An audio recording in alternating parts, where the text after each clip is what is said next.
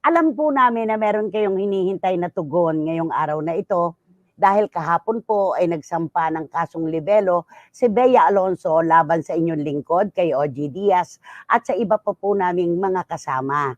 Wala pa po akong detalyadong maibibigay sa inyo dahil wala pa po kaming hawak na impormasyon. Hindi pa po namin alam kung ano-ano ba ang nilalaban ng kanyang sinumpaang salaysay kung bakit siya nagdemanda ng kasong libelo. Ito po ay karapatan ng kahit sino. Sino man po ay maaaring magsampa ng anumang kaso laban kanino man.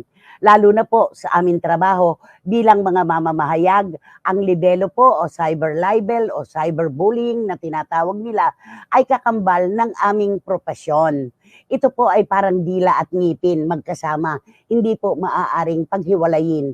Pero napakalayo pa po ng tatakbuhin nitong kasong ito. Magpapalitan pa po kami ng aming mga sinumpaang salaysay para ang prosecution na po ang magdidesisyon kung sino ba ang nasa tama at sino naman ang nasa palig ng mali.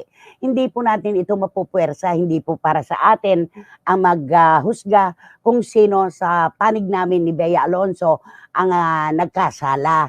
Nasa husgado na po yan, hindi po para sa atin. Hindi lamang po namin matatanggap ni OG Diaz yung kanyang kampo sa pagsasabi na ang amin daw pong vlogs ay ginagawa para lamang magkaroon ng mataas na views at pagkakitaan si Bea Alonso. Ang programa po ni OG Diaz, ang kanyang vlog at ang Showbiz Now na maging ito pong Christopher Minute ay dinisenyo hindi lamang po para kay Bea Alonso. Ito po ay para ibalita ang lahat ng kwento, positibo man o hindi, tungkol sa mga personalidad na tinatawag po nating public figures.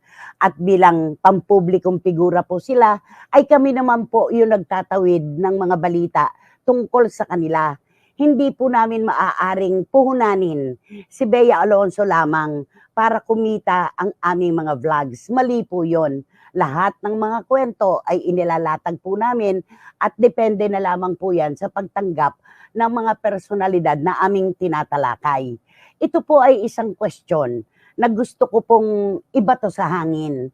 Siguro po maging kayo na mga nakatunghay ngayon ay mahihirapang sagutin, lalo na po ako. Saksi po kayo mga kapatid, sa marami at mahabang panahon na ako po ang unang-unang armas nasa harapan at wala sa likuran ng pagtatanggol kay Bea Alonso. Alam niyo po ang kanyang mga pinagdaanang issue. Ako po ang nagbigay ng proteksyon sa kanya. Ako po ang nagtanggol. Kinalaban ko po ang lahat para lamang mabigyan ko siya ng magandang pagtalakay at opinyon. Ito lamang po ang aking katanungan na sana nga po ay masagot ng mga taong gusto kong pag-ukulan ng katanungang ito. Sa dami-dami po ba ng magaganda nating nagagawa sa buhay na ito, na tayo namumuhunan ng ating pangalan, ng ating kredibilidad, ng ating opinyon, at maaaring sabihing nakagaganda sa isang personalidad.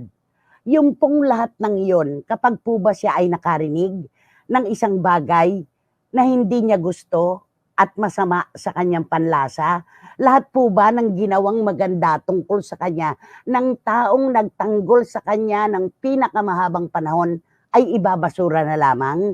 Yun lamang po ang aking katanungan na gusto ko rin pong marinig naman. Sabi ko nga, at sabi namin ni OG Diaz, makipagkilala po muna tayo sa salitang maraming salamat po bago po tayo magreklamo.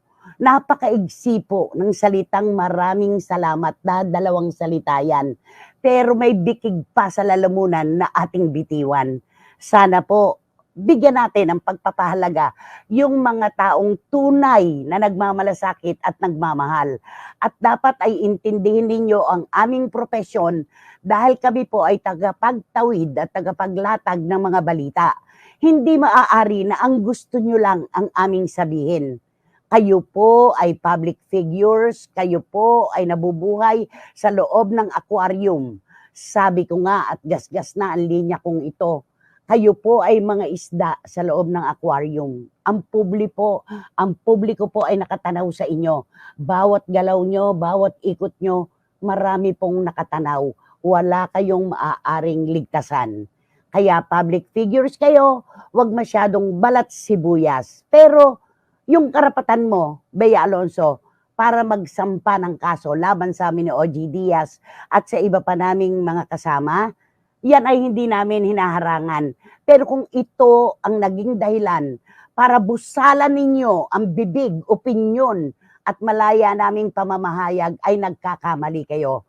Gumawa ka ng maganda, Bea Alonso, patuloy kitang papalakpakan, patuloy kitang pupurihin.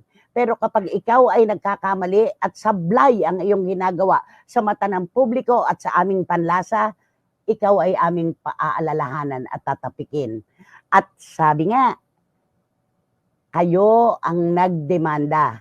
Ikaw, Bea, ang nagsampa ng kasong libelo laban sa akin, kay OG Diaz at sa aming mga kasama. Ano ang ating sinasabi? We will see you in court. Sa lahat po ng mga agarang nagpadala ng teksto, ng mga positibong post at mga pagtawag kahapon sa akin, pasensya na po kayo kung hindi ko po kayo nabigyan ng sapat na panahon. Sa mga kasamahang vloggers at reporters na humihingi ng aking panig, pasensya na po kayo. Inilaan ko po ang araw kahapon. Ako po ay dumalaw sa puntod ng aking ina bilang kaarawan niya.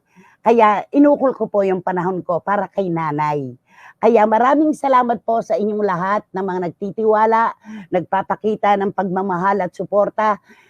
Pakitanggap po ang aking mula sa pusong pagmamahal. Maraming salamat po sa inyong lahat.